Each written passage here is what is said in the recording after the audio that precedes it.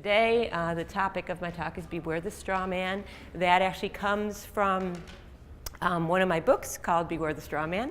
And if you're familiar with that book, you know that it basically is about understanding science and the scientific method and why we need science to make informed decisions for our dogs. A straw man is simply a type of argument. Many of you are probably aware of that phrase because it's used most commonly in political arguments. And a straw man occurs when someone sets up an argument that presents their opposing view in a way that's very easy to knock down or blow over like a straw man. So the example that I often use in the dog world is I wrote a piece a number of years ago about assessments for dogs in shelters who may bite. And the piece looked at what the current evidence was supporting the predictive value of various types of shelter assessments.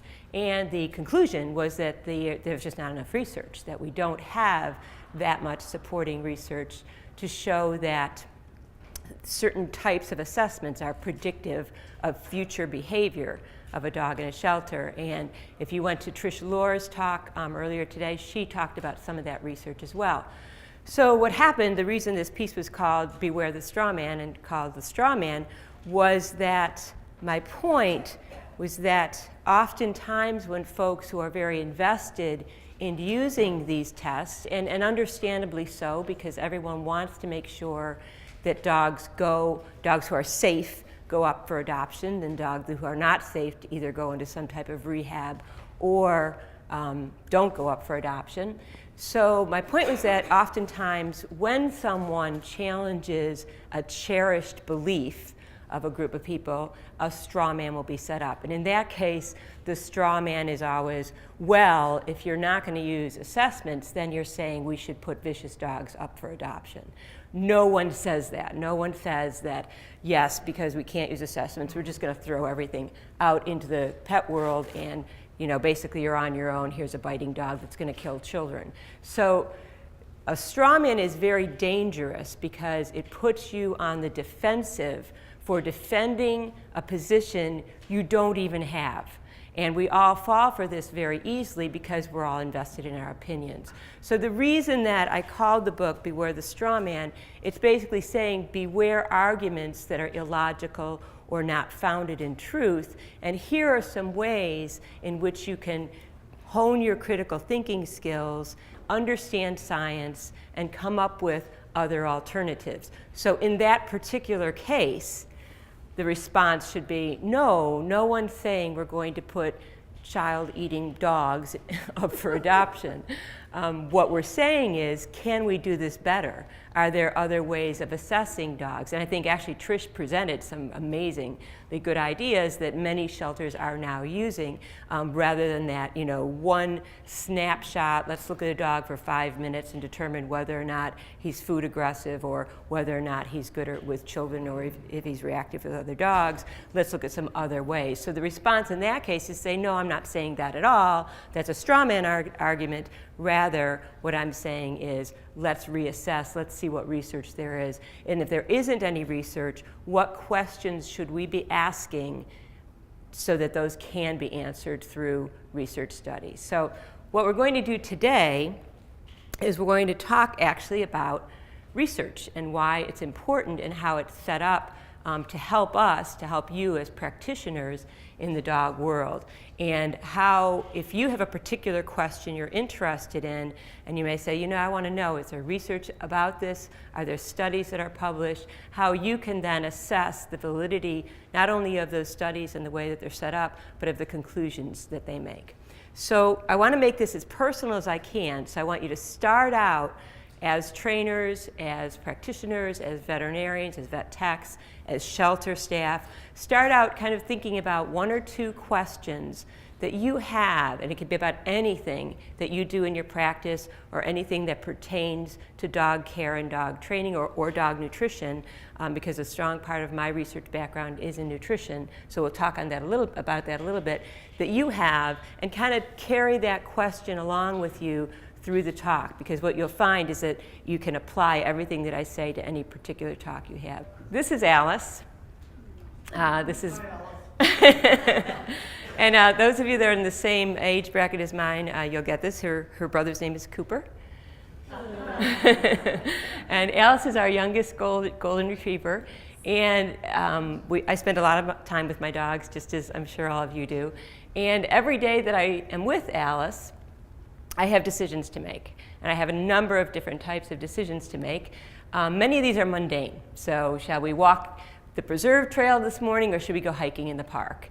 Perhaps, do you want to retrieve your blue ball or play tug with your yellow stuffed tiger? Typically, I let her choose, but sometimes I make that decision for her, depending on the state of the yellow stuffed tiger. And no, you cannot chase Pete the cat. Pete the cat is Alice's best friend. She does think that he likes to be chased, which he does not like. So I make a decision for her. We're not going to allow you to chase Pete. These decisions do not require research study. They're mundane. They're everyday. They're decisions we all make about our dogs. In these decisions, I would also include the decisions that you make in your practice for your clients and their students that are based on good, solid, evidence-based practice. We have a lot of those. We don't have to say for every little thing that you decide to do when you're teaching a student, when you're working with a shelter, a potential adopter, when you're a veterinarian or a vet tech and you're working with a client, you don't have to back up every single decision you make with the research behind it. And there are many decisions that you make that don't need a research study to decide whether or not Alice should play with her blue ball or her yellow tiger. But there are other things, other decisions we make for our dogs that are a little more important and need a scientific basis. So should I use training methods that emphasize rewards or that focus on punishment? Now, I know in this crowd what the answer there is going to be, but the point is that do we need evidence to base our decision on whether or not we should use methods that are primarily based upon positive reinforcement or methods that are based primarily upon the use of punishment and negative reinforcement? And if so, is that evidence available? Is there a reliable way that I can predict whether you're going to be aggressive to children or guard your food bowl? This is going back to those assessments that Trish was talking about earlier. Is there evidence that these tests predict future behavior in homes? It's a very valid question. And how do we find out the answer to that? Will supplementing your diet with a select nutrient effectively reduce your anxiety level? Do we know if adding certain things to a diet is effective in changing behavior? These types of questions can and should be evidence-based. They can and should be based upon science. So how do we understand then what science will do for us and how we can find out those answers? So for these, we need science. So I'm going to spend a few minutes talking about the scientific method, and stay with me because it's going to be a little dry. And if you remember back to high school and college days when you first learned this will just be kind of a refresher. Some of you may work in science already currently, and it's just going to be old hat for you, but just stick with me because we're going to go through the scientific method, and then what I'm going to do is have a case study for you. And we're going to carry a case study all the way through and find out how a good versus a poor study can be conducted. So the scientific method is a framework for making evidence-based decisions for our dog's well-being. And it has, in recent years, it has a lot of standing in what's called evidence-based decision-making in the medical world. This actually is a framework that was developed in the 1990s in the medical field to look at three components of decision-making for patient welfare. And many fields have adopted it as their own, including the veterinary field, and certainly including the behavior and training field as well. So there are three components to evidence-based decisions. One is, of course, the evidence, and that's what we're going to concentrate on today.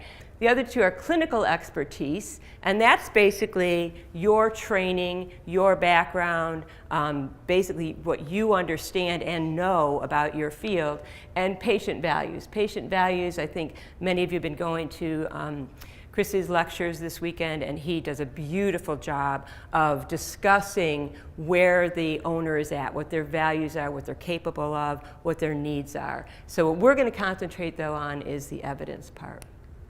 So scientific evidence is a type of evidence, a very specific type of evidence. It's evidence that either supports or fails to support a scientific theory or hypothesis. And so it's not just evidence saying, well, I went out and I gave my dog, I bought a new food for my dog and she did well on that food, so therefore that food's a good food and I'm going to say that it's a good food for every dog. That's just basically individual or opinion or anecdotal evidence. Scientific evidence is very specifically acquired in certain ways. It's collected through research, and scientific evidence collected through research can be from a variety of different research types. We're going to talk a little bit about case-controlled studies or cohort studies. Randomized controlled trials, or RCTs, is kind of the pinnacle, and that's what we're going to concentrate on today. But there are many different types of research designs, but the important thing about them is that they're empirical. And that means that the data that they collect is objective and unbiased. And this is something I'm going to come back to a lot this afternoon, this idea of objectively obtaining data. Many of the things that we're interested in our dogs are subjective in nature. Many of the behaviors that we measure are actually subjective, and that means they vary along a continuum, and they are in animals' internal experience.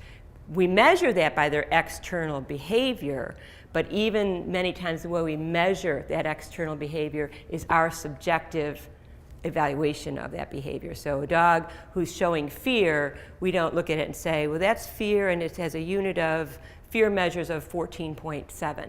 We don't have that type of measure. So many of the things that we try and measure both in behavior and training and also nutrition, as we'll see, are subjective, but we have ways of turning them into objective data. And that's one of the things I want you to think about a lot with training and behavior. And of course, the unbiased part is very important too. We'll come back to that. It's interpreted in accordance with the scientific method. So what that means is that we don't go beyond what the science is telling us. We don't overly interpret the results that we see. At this stage in our society, it's very common for new research to suddenly become a soundbite and to get lots of attention on social media. And while that's a good thing for scientists, many of you are aware of the many canine cognitive labs that are in operation throughout the world. They're doing amazing things with social cognition in dogs. And a lot of their research will basically make a lot of big news every time that it's published. And unfortunately, journalists, because they want to be read, they will exaggerate or overly interpret those results. And that's something to be very careful about. So the interpretation must be in accordance with the scientific method, which tends to be pretty darn conservative. It isn't flashy. It isn't like, wow, everything has changed overnight. It tends to be walking forward in baby steps rather than leaps and bounds. And last, when it is published, it should be peer-reviewed, repeatable. That means other researchers should be able to do the same research and get the same results. And it requires professional consensus. So other people in the field are saying, yeah, you know, that kind of makes sense. I think that pushes the peanut forward a little bit. I think we are learning something here, versus other researchers saying, gosh, that's way out in left field. I don't know where that came from. So although it can be rather contentious, and if any of you have ever been to academic conferences, you know that, that they're not always quite as friendly as this group tends to be. But it's important. It's important to basically review each other's research. So let's keep calm and use the scientific method. going to go through the steps, and then what we're going to do again is I'm going to bring up a case study. And it's a hypothetical case study, but it'll give you a chance to kind of walk through how a study would be conducted. And in this case, we're actually going to use a training example. So the first step of the scientific method is to observe and conduct background research to learn about the topic. So a person might say, you know, I'm really interested in finding out, are there additives for dog foods, tryptophan comes to mind, that will affect my dog's behavior? Will tryptophan, if I increase tryptophan, the amino acid in a food, will that make my dog calmer? And is there any information on that in the literature? So all you would do at first is say, I'm interested in this topic, I have questions about it, and I want to find out if there's any background research. The really great thing about today is that we have Google Scholar. It's available to everyone.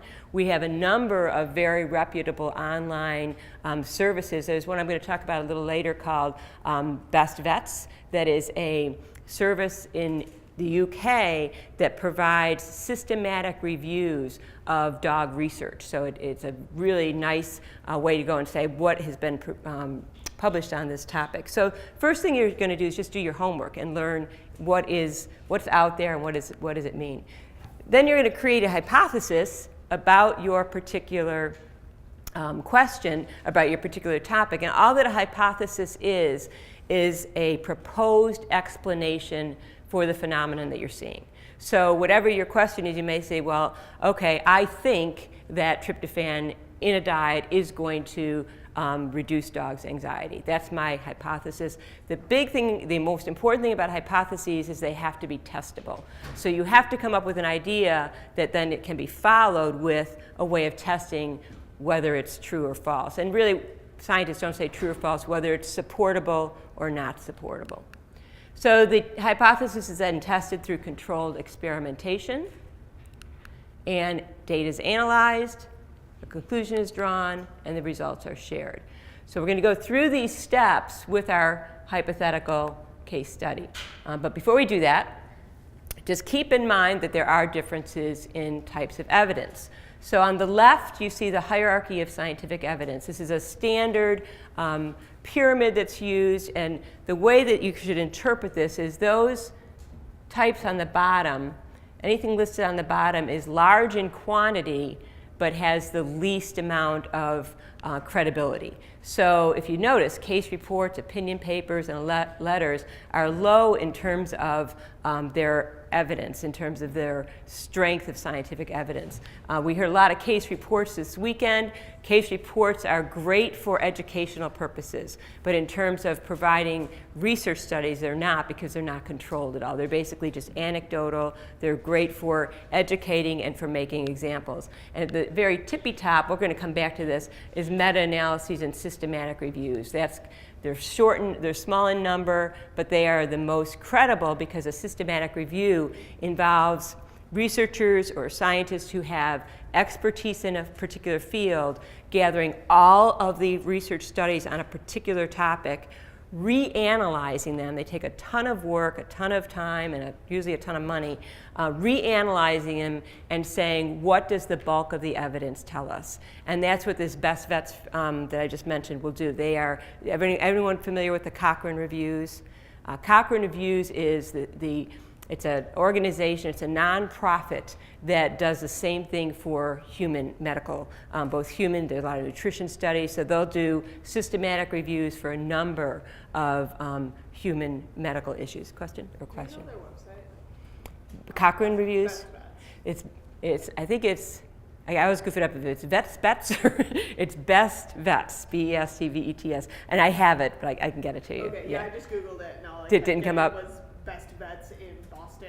Like, oh, okay, like a veterinarian clinic, Vets yeah. in England, Yeah. yeah. I think it's B-E-T-S Vets, not B-E-S-T.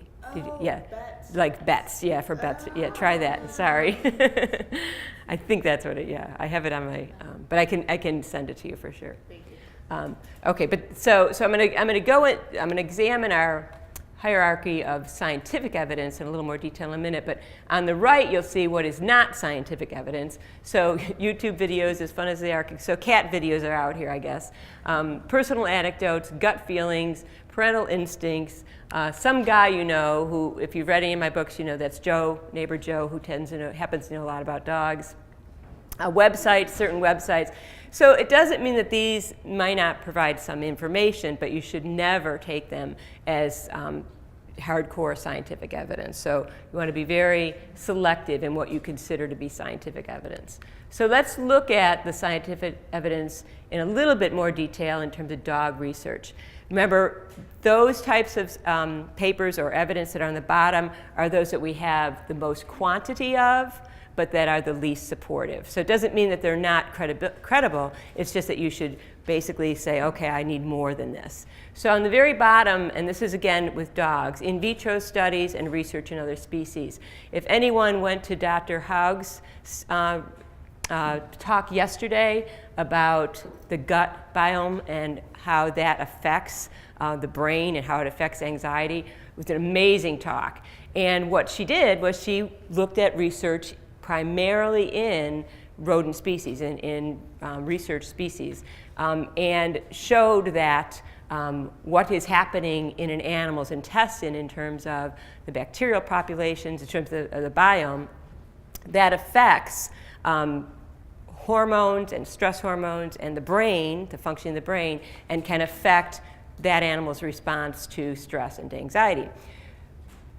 She then went on to talk about the fact that there are no studies, really very few or no studies in dogs and cats. So this is where they're still at with the gut biome studies, in vitro studies and research in other species. It's a good place to start, but if you're actually wondering about some answers from some questions in your species, you need more than that.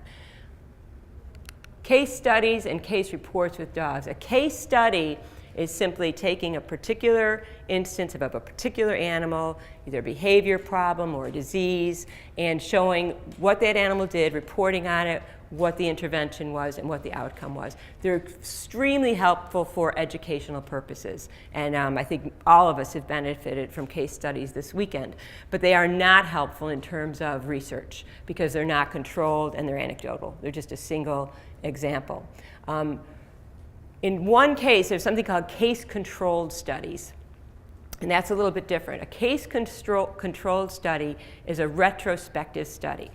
And to give you an example, a lot of vet colleges would do these, and retrospective means you just go back and look at data from the past. You may be interested in finding out, are there any risk factors for social anxiety or for dog reactivity in dogs? So what you might do is you might go back to a database and say, I've got 5,000 dogs in this database, 2,000 of them had problems with dog reactivity, 3,000 did not.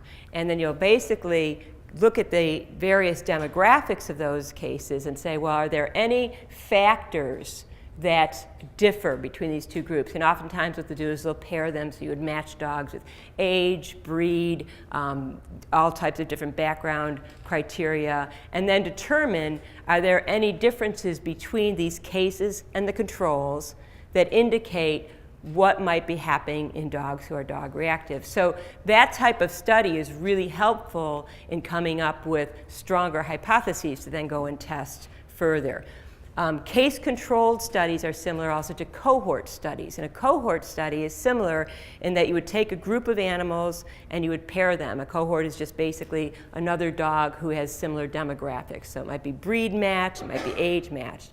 An example of a cohort study would be, let's say you're interested in finding out if agility dogs are more prone to a certain type of hip injury.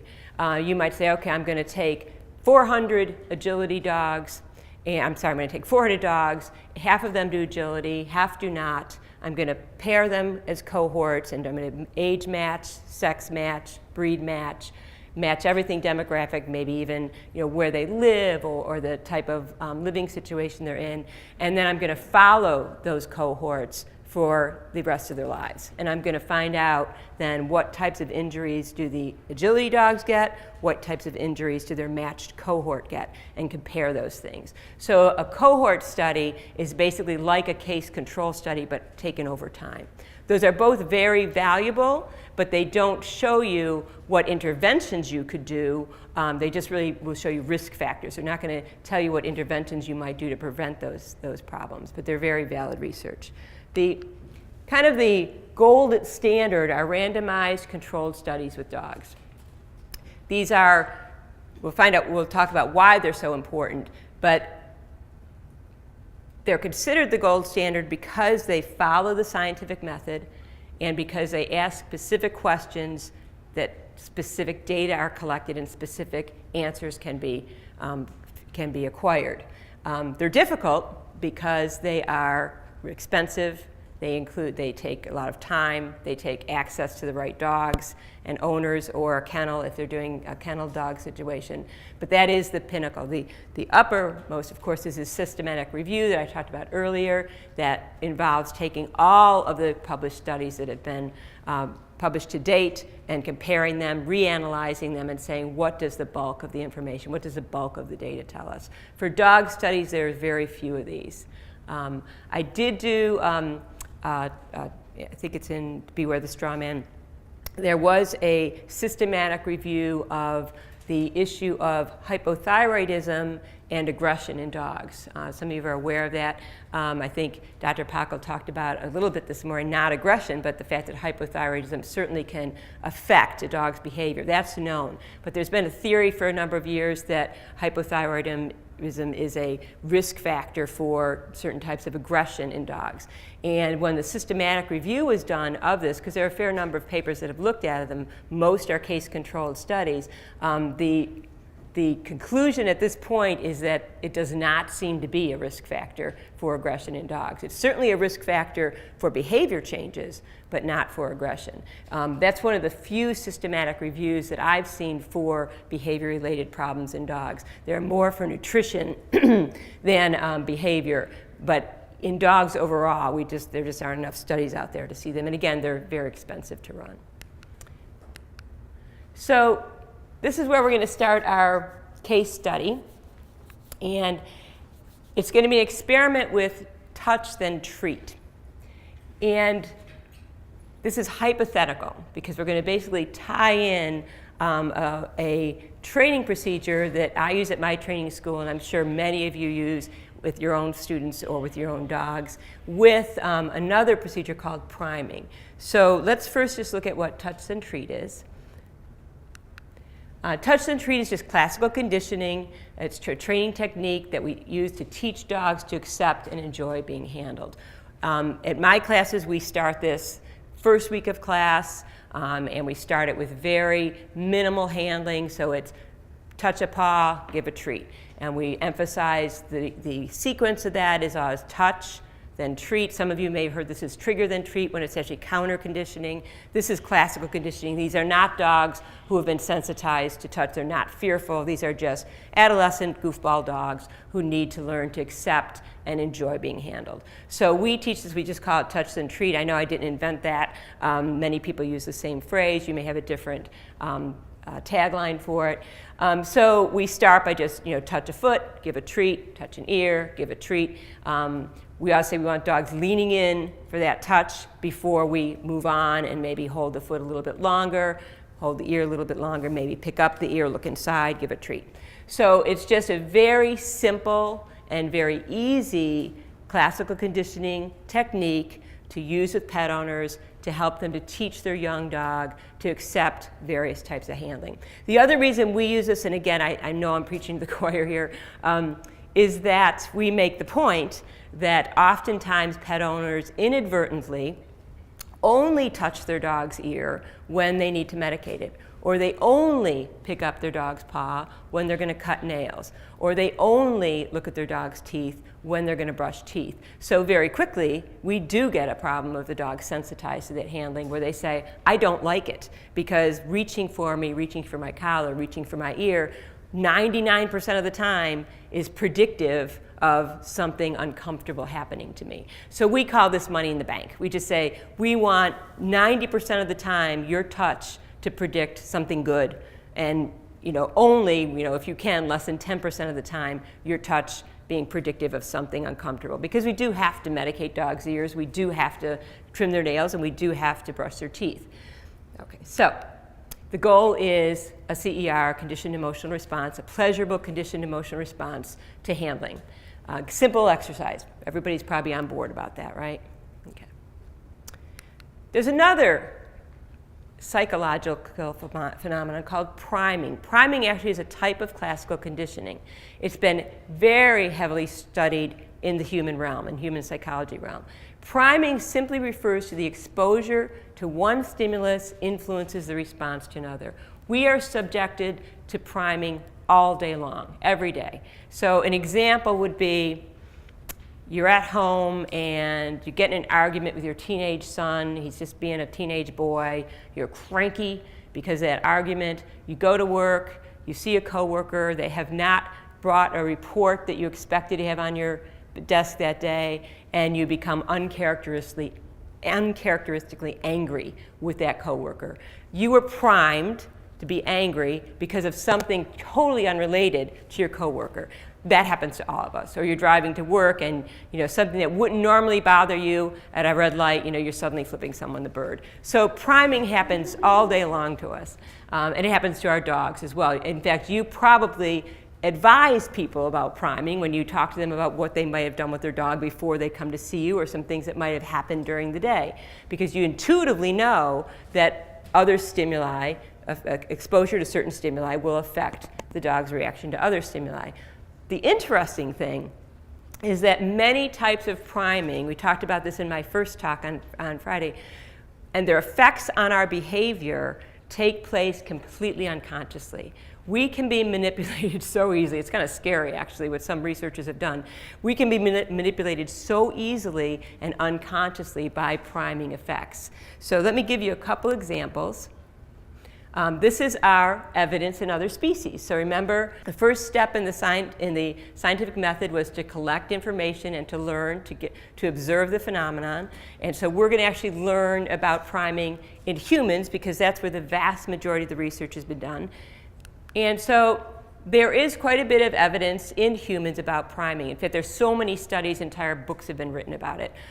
Two come to mind, if any of you are familiar with Dan Ariely. He's a behavioral economist. He wrote a very famous book called Predictably Irrational. It's a great book, it's a great read. That book's probably about 10 years old. There's another one by a neuroscientist by the name of John Bargh, B-A-R-G-H, that's called Before You Know It. And in that book, again, it's all about subliminal messaging, not in the realm of consumer products, but rather just how your environment affects you.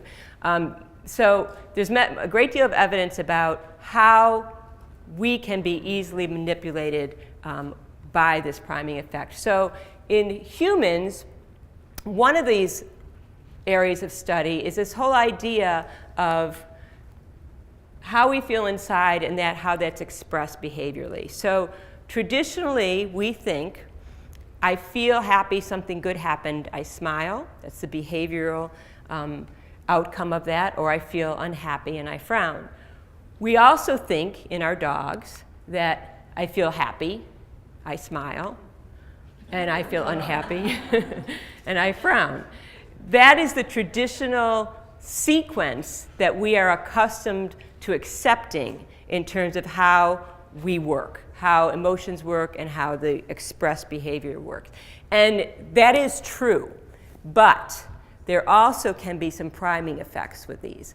And the priming part basically means that if we can prime someone to feel happy or unhappy beneath their consciousness, so totally subconsciously, that can actually affect how they feel without them being aware of it. So I'm going to go through two studies. There are many that look at this. Some of you may have heard the hot liquid study, where this is amazing. If you give someone a hot cup of coffee and they're sitting in a room and then you bring another person in to meet that person. If they're holding a warm cup of coffee, they put the coffee down and then they shake a person's hand. Versus if you give them iced tea, they're holding the iced tea, they put it down and shake the stranger's hand, and then you ask them to evaluate, to assess how friendly and how nice they think this stranger is that they just met. They will assess him as a warmer individual if they were holding something warm in their hand compared with if they were holding something cold in their hand. I find that just totally bizarre. So you can actually, how you feel about someone is affected by whether or not you're holding a cold or a hot drink in your hand. There's another study, there are many of these, where, again, these are pretty famous studies. Students were asked to solve a bunch of anagrams where you get a bunch of letters and are asked to form words or put words in order. And one group was given a group of words that had interspersed in there words that had to do with rude behavior, like interrupt and talk, over talk, and just anything that had to do with someone not showing good manners. So they had like maybe 5 or 6 of these poor manners words. Another group had words in their anagrams that were genteel, that had to be being polite. And they had just 4 or 5 interspersed, and the third was neutral. So these students basically were asked to just solve the anagrams, to basically make up the words. Once they finished, they had to walk down a hallway. These were psychology students at a university. They're the best subjects ever. So they walked down a hallway, and they had to give their completed form with the anagrams to the researcher. The researcher, this is all a setup of course, is standing talking to someone. And they are, it's a setup, so the researcher is not going to stop talking at all. And they time how long it takes each student to interrupt and say, you know, I want to give this to you. Those students who'd been primed with the rude words interrupted almost immediately. And the students who had been primed with the polite words stood there and waited. Some of them waited indefinitely. They finally said, okay, just give them the paper. So that type of manipulation that is so subtle and completely below consciousness. And when they would go back and ask the subjects after, they would be completely unaware that their behavior had been affected. They'd be completely unaware that the words had any relevance to them whatsoever. So these 2 studies, I just picked these 2 because I think they're both really interesting and also pretty entertaining. So I call this one Smile and You'll Feel Happy. It's a rather old study, 1988, by Strack et al. It's called Inhibiting and Facilitating Conditions of the Human Smile. So what they did, they physically induced people to either smile or frown. And they did this in an interesting way. And you could try this if you want to stick a pencil in your mouth. They either had them hold a pencil between their teeth, and if you look at the guy on the left, same guy, that kind of forces your muscles into kind of a fake smile. Or in their lips on the right, and that kind of forces your face into, it's contrived, but a fake frown. And then the third group, the third group rather, they just held the pencil in their hand. And so they were asked to do this as they read a couple paragraphs. And so there was a time frame in this. And then after they'd had the pencil in their mouth or were holding the pencil for a period of time, they were asked to rate a series of cartoons. And what they found was that the individuals who their face had been forced into a smile found those cartoons to be much funnier than those who had been forced into a frown. So again, beneath their consciousness, they had been primed to be more responsive to a joke. I'm thinking of doing this actually for my lectures. Come in, put it between your teeth so you all laugh at my silly jokes. And those who had been primed to be frowning found the jokes not so funny. So that was one. Another one I call Talk to the Hand. And in this one, they looked at emotionally charged hand gestures. And what they told the subjects, what human psychologists have to do, and this is less important with dogs, obviously, although you do have to do it with the owners, in order to blind the subjects to what they're actually, the question they're actually asking in the study, they usually come up with some contrived study that has nothing to do with what they're actually looking at. And so in this case, what they did was they told the subjects that they were studying how motion of the body affected reading comprehension. So that was their cover story. And so, what they were really looking at were emotionally charged hand gestures. And so the first group, they had them thumbs up, in the US this means good going, and they had them holding the thumb up and just moving their hand up and down while they read an essay. In the second group, the neutral group, they held their index finger up and they raised their hand up and down while they were reading an essay. And you probably know where this is going. The third group, I'm not demonstrating that. This is what the third group was doing while they were reading this essay. So we had 3 groups. They read the essay, and the essay was about a guy, we'll call him George.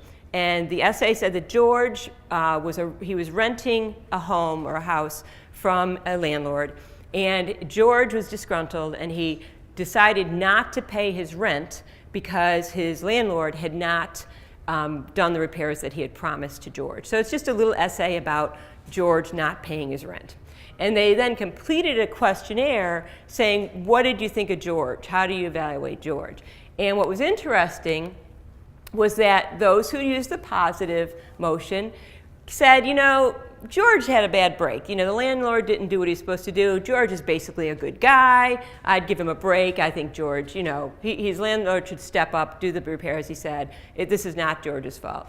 And neutral and negative both evaluated or assessed George very negatively. They said, George he can't do that. He's got a contract. George is a deadbeat. He should, pay his rent. So again, unbeknownst to the subjects, they had been emotionally primed to react in a certain way. This is about the point in this lecture everybody's going, what does this have to do with dogs or animal training? Well, we'll come back to that. So can we prime dogs is where I went with this. I was reading these books and I was thinking, do we ever prime our dogs in training? And I actually think we do. So let's go back to touch then treat. And the timing of this, of course, in classical conditioning, it's always touch then treat because we want the unconditioned stimulus, the touch, to predict the unconditioned response, oh, I feel happy because I got a treat. So it's always handling precedes treat. And eventually then handling predicts, because it predicts something good, it's going to take on those properties, those emotional properties for the dog, and the dog is going to feel very happy when you reach for his collar, when you reach for his ear. Again, standard stuff. So handling evokes pleasure. But what if we primed our dogs prior to starting touch then treat? Would that facilitate learning? So if a dog was in a good mood when you started this training, would that enhance how quickly they learned touch then treat? Would it enhance their CER? Would they develop a more strong, pleasurable, conditioned emotional response if we primed them? That was the question, okay? So we have a hypothesis. This is, from this point forward, totally hypothetical, but stay with me because we're going to do lots with the scientific method and how this would be applied. So our hypothesis is dogs who are induced to experience a pleasurable emotional state, calm, happy, relaxed, are expected to respond more rapidly and successfully to touch then treat training when compared with dogs who are not so induced. What I want you to look at here is the language. Scientists are very clear about how they present hypotheses. We're saying what we're testing. We're testing touch then treat plus priming, what we're expecting to happen. Again, all hypothesis is an expected explanation without having a lot of data or any data yet. And what basically we're going to compare it to, dogs that are not primed. Our background information is we know priming works really well in humans and is very easy to do. So why shouldn't it be easy to do as well in dogs? So that's our hypothesis. We're doing on time. So this is going to be called the Steve study. And the reason is this is Steve. And this is his owner, Terry. And Terry, Steve is a young adolescent border collie. And Terry, did everybody see this dog earlier today? Yes. Yeah, he's a popular dog. Pardon me? His name was Jake earlier. Oh, okay. Today it's Steve. Yeah, so he must like make the rounds on the internet or something. So this is Steve and his owner Terry. And Terry is a trainer, and she is interested in this idea of priming. She read Darren Ariely's book, and she's like, this is really cool. I'm going to see if we can do this in dogs. So she decides to conduct an experiment with Steve to test this hypothesis. Will priming increase or enhance the success of touch then treat training? So let's see what she did. So she did daily training sessions for a 3-week period. So she said, I'm going to do this for 3 weeks. I'm going to measure Steve's response. She decided as her prime, Steve has as his default behavior just eye contact. And she's a clicker trainer, of course. So Terry decides to prime him with dried liver, 10 reps for eye contact each day at the start of her training sessions. That's the priming stimulus, is just no touch, nothing. She's just, if he looks, click treat 10 times. She then does her touch then treat training, and she focuses on, she does 3 parts of Steve's body. She does his paws, his mouth, and his ears. She measures his response with a 5-point Likert scale. This is where we're going to get a little researchy on you. This is important, though, and I think it's really important for 2 reasons to understand this, what we're going to talk about next. One is many of you are very well versed in behaviorism and Skinner's theories, and you probably know that he is one of the statements or one of the premises that he's often said to say is that we cannot speak to an animal's inner experience or inner mental life because we cannot measure it. And that is often misinterpreted to mean he was saying an inner mental life doesn't exist. That's not what he was saying. He was saying we can't measure it, so we can't speak to it. And at that time in the research world, that was right, that was true. So his premise was that we can measure behavior, and that is what we are going to do. He's basically bringing psychology into the hard sciences. We can measure behavior, that's what we're going to do, and that's what we can do with the scientific method. So, but he really, that was because, he was doing his work, more than 50 years ago, 60 years ago, before many of the very creative methods that we have today. Today we have social cognition scientists who are doing some really, really cool studies, and they have ways of measuring dogs' inner experiences, dogs' subjective experiences. So 2 points to be made here is that we need to be able to measure whatever we're looking at, and the measurement part has to do with math. We cannot do any research without measuring, and all measurement has to be in numbers. And keep that in your mind, because that's true for behaviorism, as true as it is for nutrition, as true as it is for social cognition. And a Likert scale, and some other ways we can do this, is one of the ways of getting at that. Everyone knows what Likert scales are. So I'm going to segue here a little bit just so that we can talk a little bit more about research methods, and we'll come back to Steve and Terry. So a Likert scale is a way of taking subjective information and transforming it into objective data. You see these all the time. You'll see them in any survey that you take, many tests, many surveys are the most common, but anything, when you do your evaluation of conferences, oftentimes it's a point scale. Dr. Packel this morning showed he had a series of behaviors, if you remember, and he had 1 through 5, and you would just circle where the dog fell on that scale. So here are just some examples. So the one at the top, you might be asked, how interested are you in Linda Case's lecture right now? Not at all interested is a 1, not very interested 2, neutral, somewhat very interested. So this would be taking what's a subjective experience, how you're feeling internally, your mental experience, your internal experience, and saying, can we put that on some type of unit? Can we enumerate that? And so another example, not at all to very much, not at all like me. Many personality tests will ask you, is this attribute like you? Is this characteristic like you? You'd go 1 to 5, not at all or very much. It actually is essential that this is done in order to get any type of answer out of research. We cannot, even any subjective or anything that's not measurable has to be turned into some type of number in order to actually do research on it. So Terry's going to do this with touch, then treat with Steve. But I want to just talk a little bit more before we look at her scale, again, about this objective versus subjective data, because I think it's so important for our field, for both behavior, for anything we do with dogs. So if you look on the left, objective data is something we can measure. Susan has a temperature of 39.3, that's a unit, and is crying. That's a yes or no. She's either crying or she's not. So if statistically we call that a 1 or a 0.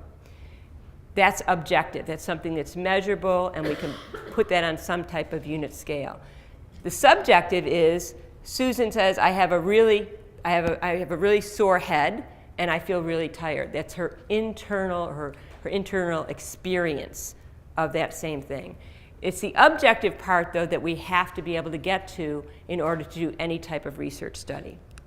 So objective measurements, let's come back around to dogs again.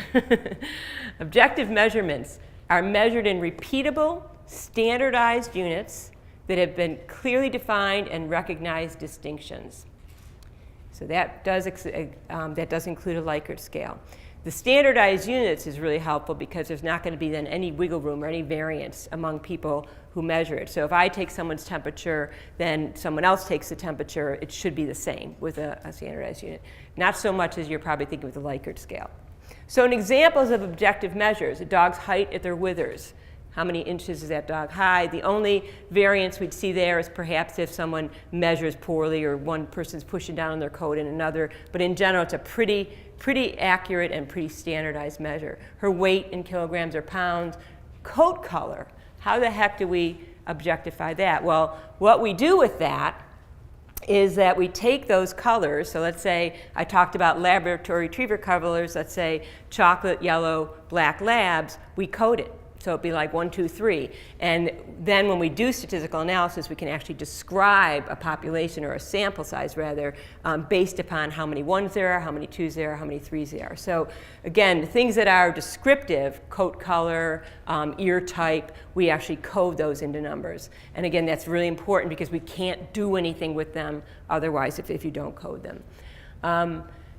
The number of times she collectively responds to sit. So that would be basically a count number. And we're going to talk about that a little bit later. Counting responses is something we all do. I'm sure many of you have done it. I think KPA makes, in their data collection, that's a very important part of when you're training, if you count correct responses. And it is a very good way to collect data. It has its limitations, though. So those are all objective measures. Subjective measures are measures of internal representations, internal experiences. So opinions, beliefs, perspective of the experimental subject. And I would add to this the dog's internal experience of any type of emotion. So dog's emotional state are examples, response to handling, degree of shyness, level of aggression. These are all things that you guys are interested in and want to measure and get a good handle on. And they're really important if someone is trying to study those things and get an idea of, am I reducing aggression through this intervention? Am I getting a better response or less stress response if I'm using reward-based methods versus punishment-based methods? So you can see where this is going is that for most of the things that we're interested in behavior and training, we need to take subjective information and carefully and accurately convert it to objective information. So this is the Likert scale that Terry decides to use for Steve. So a 1 is the dog will not allow handling at all. So no go, not going to allow it. 2 dislikes handling and avoids. 3 allows handling. So 3 is usually in the middle. 4 tolerates handling, and 5 completely tolerates and enjoys handling. When we do this, there are several problems with it. and they're limitations rather than problems. And this is something you should always think of. No matter what we do in science, nothing is perfect. The scientific method isn't perfect. It just keeps us from making a lot of mistakes. There are two problems that immediately come to mind. Is one, this is a bounded scale. And what that means is you're only going to get data between 1 and 5. And so it constrains what you can measure and how you can measure it in terms of it constrains the scale itself. A continuous is called a discrete scale. That means there's a gap between each of the points that you select. A continuous scale would be an example like a dog's height at their withers. You can break that down depending on how accurate or how lowly, to what degree your measurement scale is. But it's a continuous scale. A dog's not either 20 or 22 inches. There's a continuous scale there. But when we turn something into a Likert scale, we basically artificially insert gaps. So that's the first problem. Or rather, we artificially have bounds on it. The second thing is that we artificially induce gaps. Because one person might say, oh, he's allowing handling, and the other might say, so I think it's a 3, and another person might say, I think that's a 4, I think he's tolerant. So it's still subjective, it's still got some wiggle room, but it's a way of converting, at least standardizing to some degree the data you're looking at. So let's go back to Steve, and let's look at what Terry did with him. So she did daily training sessions for a 3-week period. She primed him each day with a favorite treat, 10 reps. So she would do 10 reps with her dried liver, just quick treat for eye contact. She'd follow that with touch and treat training on his paws, his mouth, and his ears. And this is an alternative, sorry, I got ahead of myself here. So an alternative approach to using her Likert scale was to measure the number of correct responses. So she would either be a yes or no. So it would either be yes, he allows handling, no, he doesn't. The limitations to this type of counting, of this type of measurement, are obvious. You're going to totally miss any nuances. Well, sure, he allowed it, but he hated it, versus, yeah, he's allowing it and he's loving it, he's leaning in. So most researchers would select a Likert response here, would use a Likert table rather than counts. Some would argue that counts are more accurate because it's clear, yes or no. But it is an alternate approach to this type of study. Sorry, I just got a little ahead of myself there.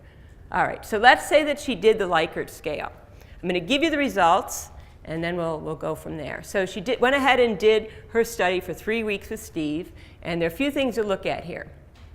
The pretest, in other words, where was Steve at the start, shows that he was pretty darn tolerant of having his ears handled. He was a 4.1. These are just means or averages, so she took the averages for each week and took a mean. So 4.1, that meant he tolerated his ears being handled. Paws, not so much. 1.4, remember 1 was does not allow at all, 2 was allows but avoids, and mouth was a little bit better. By the end of the week, Steve was doing pretty darn good. 5 for both paws and ears, which is basically the best. He enjoyed the handling. And by the end of 3 weeks, rather, and mouth was pretty darn close. So he still wasn't completely on board with his mouth, but he had done really well. So Terry's pretty happy, Steve's pretty happy. So she makes this conclusion. Priming is an effective training tool that leads to improvement in touch and treat training and a dog's acceptance of handling. What do you think of that? Is that an appropriate conclusion? Paul? Well, I'd be interested to compare it to not priming. Thank you. Yay, Paul. If I had candy, I'd throw it to you. There are actually a number of issues with this, and that is, of course, the number one. There's no control. So she has not controlled the study. Okay, so remember, Terry concluded that priming is an effective tool that leads to improvement in touch and treat and a dog's acceptance of handling. So we're going to reject this. We're going to say, no, Terry, you do not have sufficient evidence. What Terry has is anecdote. But what are some specific things, factors that are missing from Terry's study? And Paul hit on the primary one was the control group, but there actually are several issues to look at. So the first are what are called confounding factors. And what confounding factors are situations or basically phenomena that are going on in a dog's life that are they're correlated with or they're coexisting with the treatment that you're providing. And a confounding factor confounds the data. It interferes with the data. And it's one of the most important things to pay attention to, because if you don't know if your results are due to the priming or due to something else. There are several confounding factors that Terry did not control for. One of those was the simple passage of time.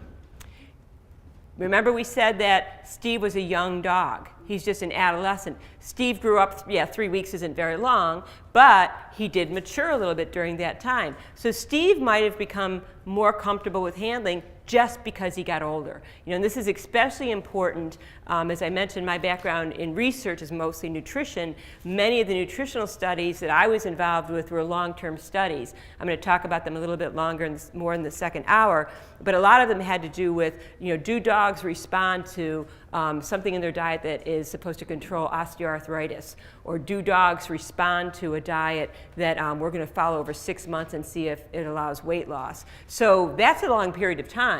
And so passage of time alone can cause changes. So in this case, you could say Steve might have just grown up and he would have gotten better about his handling even if Terry had done nothing. So passage of time is one that's a confounding factor. The other is effects of interactions with Terry, because we don't know how much Terry was training Steve prior to her study. She may have changed how she was training him, or she may have not been training him every day. So the simple just hanging out with mom might have made him more tolerant of handling and had nothing at all to do with either priming or touch then treat. Effects of training, this is what Paul was getting at, with or without priming. So the touch then treat alone, we are all pretty confident that that does work, and she did not have a control group. She did not have anybody to control to say, well, what happens just if I use touch then treat? She jumped right to priming and touch then treat.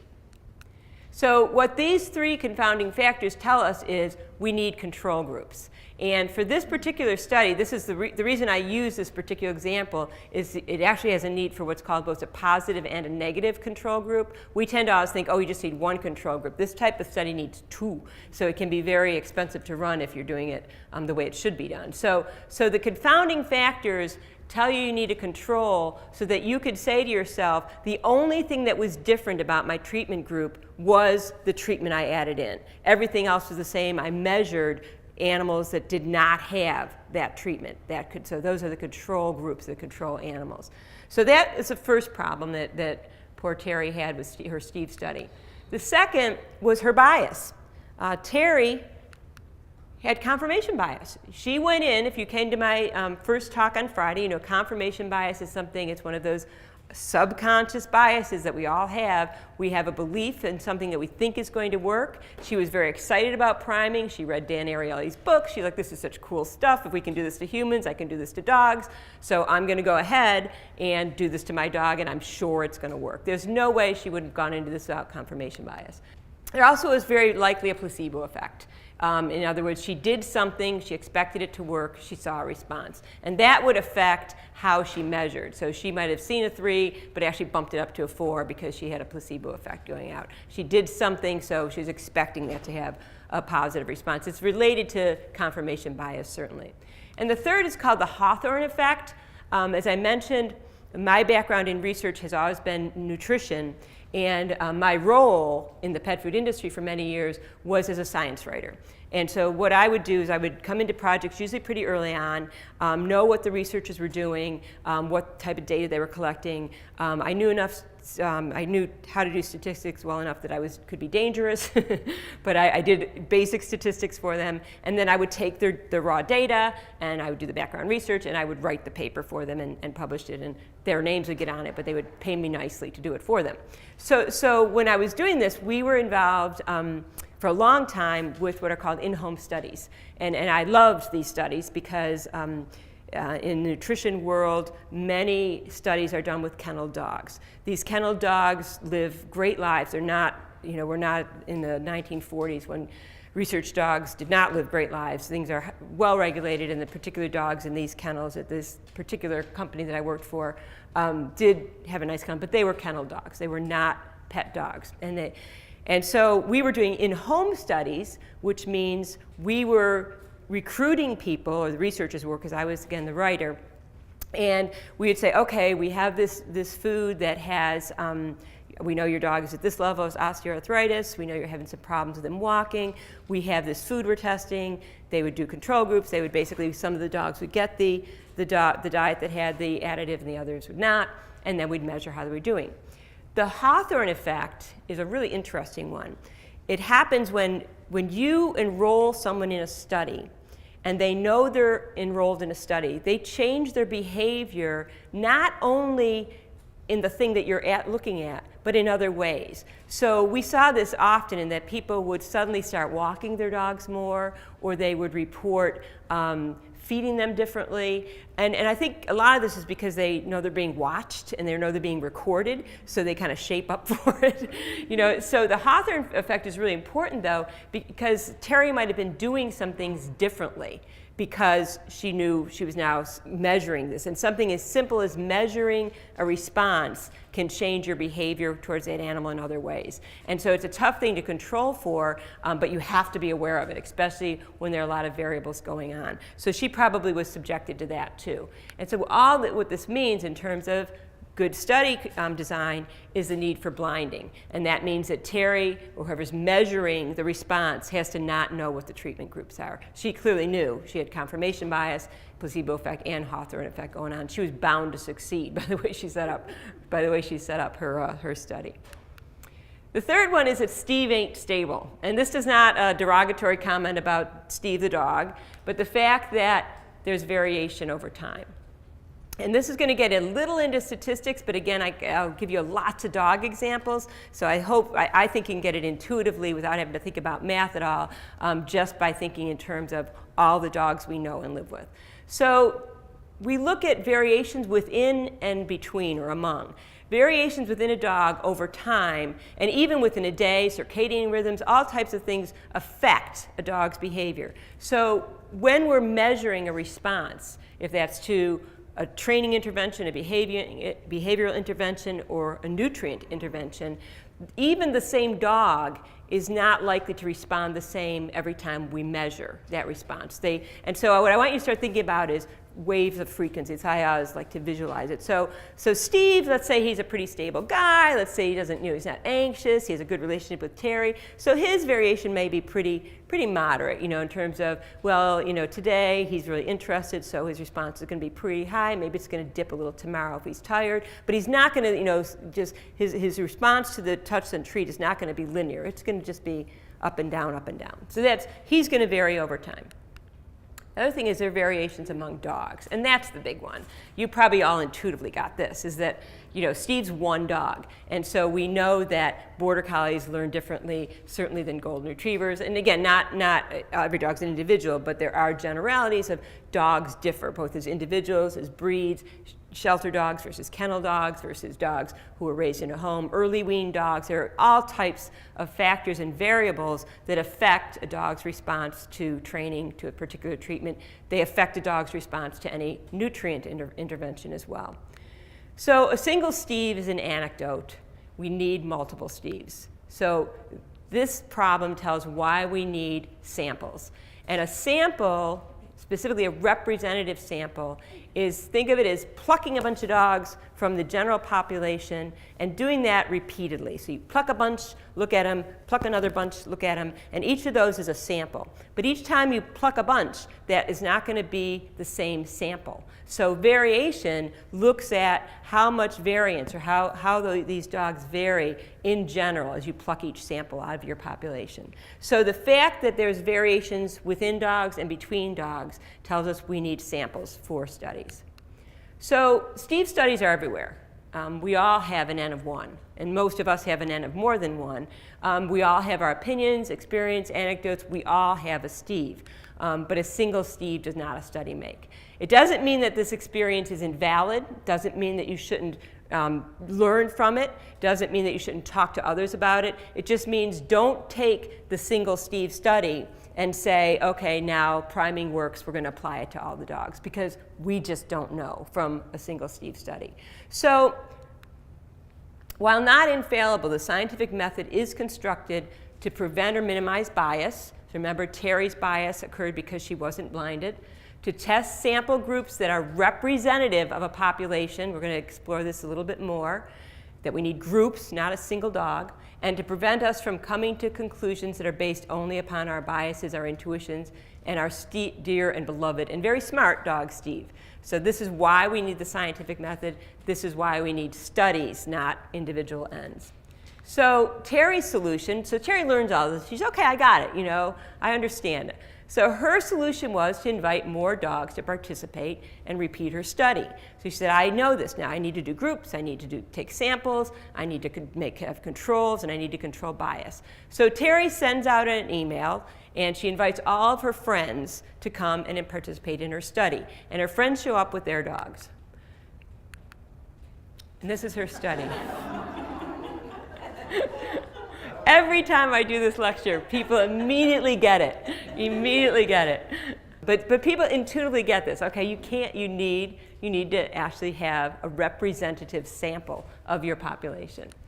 So this is why variance is so important and why we need statistics. And I know whenever I mention statistics, people start to hyperventilate and try and get out of the room, but we lock the door so you can't leave.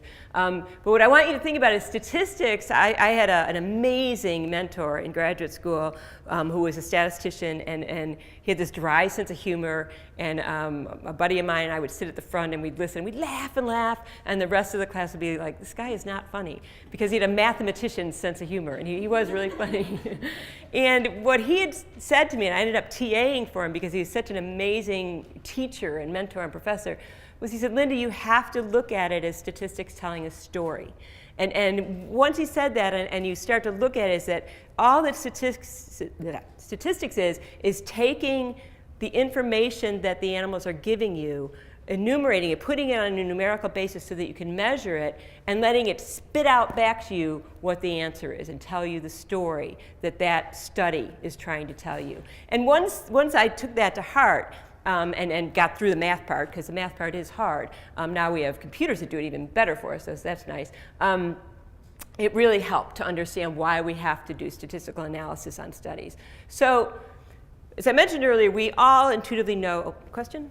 I was just wondering, are we also going to talk about selection bias, in that her friends are probably also relatively interested in Yes, the dog great. and It's a breeding, great and, point. Not a great representative sample. I know. Dog owners. Selection bias. The question was, what about selection bias? That's something we really struggle with. And in fact, we did in the nutrition studies. Selection bias is when the people who, you see it in psychology studies too, when the people who are used in the study, or the dogs used in the study, are self-selected. And they not even almost, they have to be in dog studies, because we can't go out, knock on someone's door and say, hello, your dog's going to participate in a study. You cannot force people to do that. So survey studies, a selection bias is something, there are ways of controlling for it, but it's a great point, is that like in Terry's case, she's going to get all friends who are interested in training. So they're going to live with their dogs a certain way. So there are some ways to control for it, but it is an ongoing problem in any study. And that's why, even though the scientific method saves us from ourselves in many ways in terms of bias, it still has limitations, because it's still conducted by humans. And yeah, but it's a great point, is that selection bias is always going to be an issue with dog studies. Valid study, as long as you put the right title on it. And that's a good point too. Exactly. As long as you're careful, that's exactly right. That's why the comment was, it's not invalid as long as you put the correct title on it.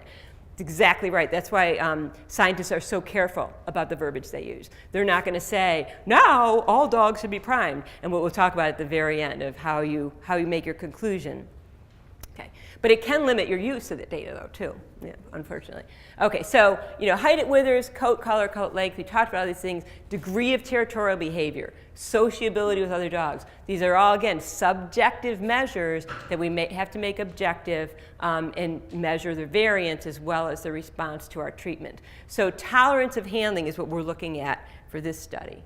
So measures of variance, think of variance as variation. There are three measures: variance, which we actually don't use much when we're reporting, but variance is on the way to standard deviation and standard error of the mean. Everyone knows what standard deviations. Everyone has a working knowledge that this just measures, basically they're measures of central tendency is what they're called. You get a mean or an average for your population. So we might say, okay, the average weight of our dogs in our population of all dogs, the average weight is 50 pounds.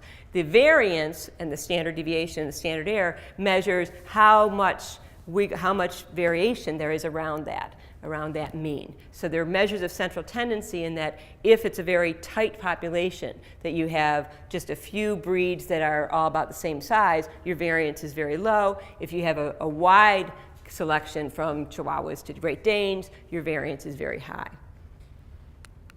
So let's look at this in dogs. So if we're going to say, let's take our sample from the entire population of dogs, from Chihuahuas to Great Danes, then we're going to get a very high variance, which then translates into high standard deviation. So if the mean is the same for both of these, and these are all individual observations around the mean, a high standard deviation or a high variance is going to look like this wide spread. And a tight one, if we're just looking at, let's say we're just looking at border collies and golden retrievers, it's going to be tighter. Again, we intuitively can see that. Everybody on board with that? It makes sense that you're going to get less variance, lower standard deviation with a less variable sample of dogs. So then how do we select our group? And this is where it gets a little sticky. When we're looking at an intervention, what we actually do is we partition out variance. This is what statistics does for us. The way I always think about this is if you're sitting in a bar, we were last night, and it's very noisy in there, and you can't hear anything, and you're trying to talk to your companions, and there's background noise, and they play music, that is noise that's interfering with our ability to communicate with each other. So that background noise makes measuring our communications. If I'm trying to listen to what my friend's saying and respond to it, it makes that more difficult. Variance, things like dogs differing in how they respond to training, dogs differing in their background, dogs differing in their underlying temperaments, that's the noise. And basically what we're trying to do is even out the noise, quiet down the noise, eliminate the noise if we can't. We can't ever totally eliminate, but control the noise so that if we have an intervention, we can see it. So if we're trying to hear something, it shows up. That's all that stats does. It says, how can we tamp down the noise, look at what normal variation is, and what's happening just because dogs vary, and compare that to what's happening or variance because of our intervention. Because if we have an intervention that actually works, we should basically see a peak. The dogs should actually go higher in their variance because they should do better at touch and treat than dogs that don't have the intervention. So the basic question is the treatment having an effect, or is it just normal variation among dogs? And that's what standard errors and standard deviations give us, and basically statistical tests give us. And that's why they're so vitally important. So let's do our study of multiple Steves. A representative sample basically tells us, I'm going to just go through this, then we'll have our break. A representative sample tells us that when we pluck that sample out of the population that we're going to make our conclusions for, it actually is representative of the sample of the population we're trying to speak to.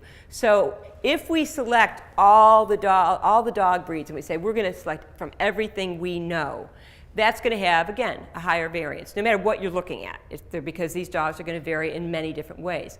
It's going to be more difficult to detect differences. If you take a limited sample, you're going to have lower variance, and it's going to be easier to detect differences. So these are easier to control studies. And I'm going to give you a quick example, and then we'll take a break. I mentioned earlier that I was doing in-home studies with a particular pet food company. It was a large company. It was a time when things were actually quite good for the pet food industry. And this was a very progressive company. They were doing all kinds of cool stuff. And there was a group of researchers who felt very strongly that we needed to do in-home studies. And I agreed with this. And their reasoning was that we need to test these diets in the dogs they're being fed to. Duh, you know. and so we need to get these studies into homes. We need to collect the data where the foods are being fed. These were not foods that would hurt any dog. They were things like, again, for weight loss or for promoting joint health. They were all interventions that would not be harmful. They were doing these amazing studies. They had a vet group that would go out and recruit dogs. But those studies the variance was off the map because people didn't comply. They had the Hawthorne effect going on. People dropped out. People lived with their dogs in innumerable, just so many different ways. People would forget to feed the diet or they'd change what they were feeding. There were many, many problems with the amount of variance, not only in the dogs, but in the living situation. So there was another group of researchers who said, we can't do this. It's too expensive. We're not getting results. It's hard to measure results. We need to just measure these diets and how they do in our kennel dogs, where we have many different breeds. They all have the same living situation. The healthcare is the same. Husbandry is the same. We can control everything. They're right, too, to some degree, because then you could get at the differences between the diets. So those two camps, and they're not even really camps, they're just two philosophical views of how to do that type of research, there's tension between those, because on the one hand, if you did the kennel dog studies, you are more likely to find out if something actually works, and then maybe from there go to an in-home study. But you could totally miss something that is really valid and helpful if you start with an in-home study and you have all this other noise, the bar noise in the background, that's basically going to inhibit your ability to see if there actually is an effect. So when you look at studies, always keep that in mind. Some of you are probably aware that I write the Science Dog blog. And one of the things that I hear a lot when people comment on it is they'll start to pick apart the studies and say, but they didn't control for this, or there's this issue. Yes, of course, because there are limitations on how much a study can do, and researchers do their best to control for everything, but they can't control for everything. And so that doesn't invalidate the entire study. Just like, as I think Dr. Haug said it earlier yesterday, just like, yeah, sure, if a pet food company or some type of training equipment company sponsors a study, yeah, you should know that, definitely should know that, but it doesn't completely invalidate the study. You still have to take all those factors in mind. Last time we came together, we were talking about the difference between a very high variability group and the fact that a representative sample is going to have a higher variance, but then you're going to get more noise or more error in the background. It's going to be more difficult to pick up differences when your treatment effect actually has an effect compared to a limited sample. So there's that whole tension between those two. And an example would be doing in-home studies where there's going to be tons of variance, not a whole lot of control over what people do, not great compliance in some cases. So you're going to have a lot of variance versus a kennel dog study when you can control all those variables, are more likely to see an effect of whatever particular treatment you're doing, but then it's a less representative sample. Some might argue, how can we, especially in terms of nutrition, how can we take something that we got out of kennel dogs of a particular breed, a certain type of husbandry, how can we then apply that result to the general population of dogs? Those are valid questions, and something that good research is always going to measure and try and basically try and balance those things. So let's go on then and look at a real study and how we would do that. So if we sampled the population, we're going to go ahead and select a representative sample. So let's say that now Terry got her act together. She's ready to do a real study with not all of her friends' dogs. She's going to go out and reach out for other dogs. She finds 75 dogs that she can work with. There's 75 young adult dogs of multiple breeds, mixed breeds. So she's kind of got this now that she needs a representative sample, and they're living in their homes with their owners. So she's got 75 dogs for her study. And she's now going to identify her groups and randomly assign dogs to those groups. So the treatment group, often called the experimental or test group, is basically going to be priming. Remember, just basically click treat for eye contact. That's let's put the dog in a positive emotional state or a pleasurable emotional state before we do touch treat. followed by touch then treat. N equals 25 means there are going to be 25 dogs in that group. We're going to have 2 controls in this study, and this is what's kind of interesting. Most studies only need 1 control, but the reason I wanted to use this as an example, it shows the difference between what's called a positive and a negative control group. So a positive control group is used when you've got a condition that you know or expect is already going to have an effect, and you're trying to basically add to that to find out, will we have added benefit? In the human medicine realm, what comes to mind are, and many of you are aware, you see the commercials, that many antidepressants now have these additional drugs that are supposed to help an antidepressant work. That would be an example of a need of a positive control group. So when they did that study, they'd have to say, okay, we're going to look at people that are already on this particular drug, and we're going to add our drug to it. So in this case, our positive control group are dogs that are just getting the touch then treat training, but no priming. Our negative control, and typically this would just be called a control, and it's what most people think of as a control. It would be dogs that get no training at all. They get exactly the same treatment as the other dogs, but they're not getting either priming or touch then treat for the treatment period, for the experimental treat. So those are our 3 groups. So in the study protocol, we're going to do random assignment of groups. And at its most basic, this just means randomized picking. It's saying this dog goes in group 1, this goes in group 2, this goes in group 3. In dog studies, we often use what's called a blocking effect. And blocking means first selecting dogs according to common characteristics. So when I was in grad school, we did a lot of puppy studies, and we would block on litter. And what that would mean was we would take 1 litter and say within that litter, everybody gets assigned to a treatment. And what that does statistically is it takes out the litter effect from your error term. So it basically is a way of, through design, tamping down that noise again. That's what we're always concerned with, is we want to eliminate that variance amongst dogs as much as possible so that when you actually measure for an effect, it shows up. So we could block here on age, we could block on breed, we could block on living situation, prior training. There are any number of things you could select on. With an N of only 75, though, you're pretty limited. You can only do so much with that, but it's something to think about. So what can we control for? Someone mentioned this earlier, the sample selection effect is that there's going to be trainer variance. The trainers are going to differ in their level of expertise, in their level of skill, their timing. So you could control for this by doing trainer training, and making sure that all the trainers are doing click treat the same or doing touch then treat the same. One of the ways that many of the cognitive sciences deal with this, the cognitive studies that are done today, is they just have one person do it. That's a little suspect too, because then you could say, well, is it the person or is it the training? Or they'll have several researchers do it. So there are some ways they can control for this. Again, always with limitations, of course. So the trainer variance, you have to control for if it's possible.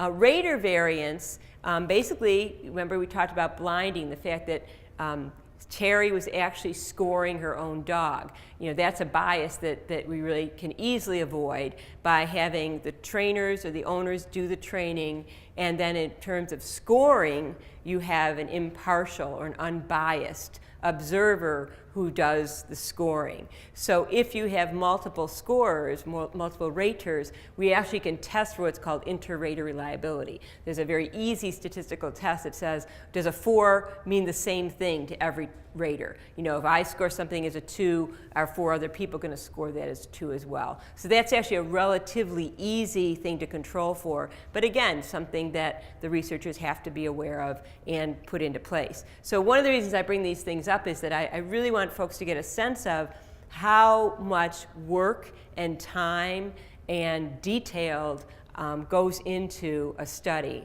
And also for dogs, numbers are a problem. 75 for a dog study is actually almost like a rock star dog study. If you look at human studies, they're looking at subjects in the thousands, if not the tens of thousands. So we also are working under very difficult conditions in terms of having a relatively low N to begin with. So study protocol is going to be about the same. Daily training sessions, 3-week period. The test group is primed with freeze-dried liver bits for T-followed eye contact, 10 reps, and then followed by touch then treat. They're going to do paws, mouth, and ears. This is all the same as what Terry did, using her 5-point Likert scale. And the score, the rater is blinded to the group treatments. So the rater comes in, he doesn't know what each dog had, he just scores them on that Likert scale. So they conduct the experiment, collect all the data. So let's see what we got. We're going to just do feet. And you notice on the far left column, we see our 3 groups, the negative controls at the top, so no training at all, positive control, touch treat only, then the test group, priming and touch treat. So the first thing to look at is pre-test. The dogs all scored pretty low. So none of these dogs, or well, the mean of the dogs was pretty intolerant of handling. They were young adolescent dogs. The plus or minus 0.03 to 0.04, that's again the standard deviation. That's giving you an estimate of that, that variance around the mean. If we jump up to week 3 then, we can see that in the negative control, no training at all, we had very little movement, only up to 2.2. If you remember, a 1 was a totally does not allow handling, 2 was avoids handling, 3 was will allow handling but doesn't like it, 4 was tolerates it, and 5 was enjoys it. So with no training whatsoever, these dogs basically, for at least touching feet, did not improve over a 3-week period. So that takes out of the picture this idea of could Steve have just improved over time on his own? Doesn't appear that he would have. It appears that it wasn't just time and maturation. So our positive control of touch then treat is here in the second row, and that bumped up to 4.2, tolerates handling. So obviously touch then treat by itself works pretty darn well. And if we look at our test group, the one we're mainly interested in, priming and touch then treat, 4.9. So they almost went all the way up. So that's a really good, Nancy? Yes, yes, yes, yes. Because you're probably looking at these ones going, who were these dogs? Yeah, and yes, it's hypothetical.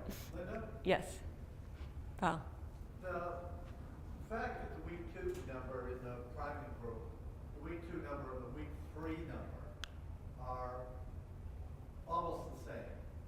2 and 3, 3.4 and 4. Oh, here? No, the priming touch and treat, the last group. Oh, 4.9, yeah. 2 and 3. Is that because the meter pins at 5? At some point, if that meter went up to 6 and had a little more headroom.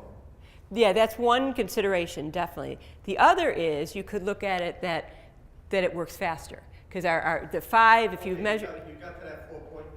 Yeah, so the 5 means these are dogs that are totally cool with it. They're leaning into the handling. So that, given this scale, and I think given the question that's asked, I would go with that explanation, that it's working faster. But your point is exactly right, is that if it was something that could have gone higher and our scale bounded it, that would be a question to come to mind. It's like, well, wait a minute, maybe our scale was off here. Because to me, the data that jumps off at me is the difference between week 1 and week 2. For this? Yeah. Yeah. And so what we're looking at here, I'm going to graph this for you. In fact, why don't I go ahead and graph it, because that's a better way to look at it. So if you graph it, just as you said, the red line is our primer, and so that the slope of that line is really important. It shows that they've learned really fast, compared to the green line, which almost ends up at the same place, but at a more gradual. Yeah, that shows it better, I think. Yeah. And I'll tell you in a minute why I showed it this way. Is that, and it's exactly right. Is that, so there are really several points of information you can get from that. Is not only did it seem to work and get the dogs, to a little bit higher at the end point, but it definitely seemed to work faster. Thank you. Oh, sure.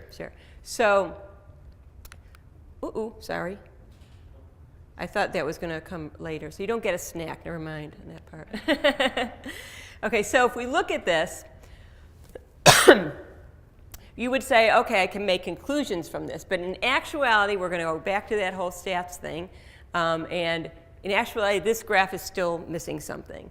And I'm going to skip by the cupcake eating puppy. I hope you all got your cupcakes. So if we look at this, there we go, okay. We needed to add in the error bars. And if you see the difference here, the error bars are just these little up and down here, the standard error bars. And what these tell us is they give us a measure as these lines go of, again, that variance around the mean.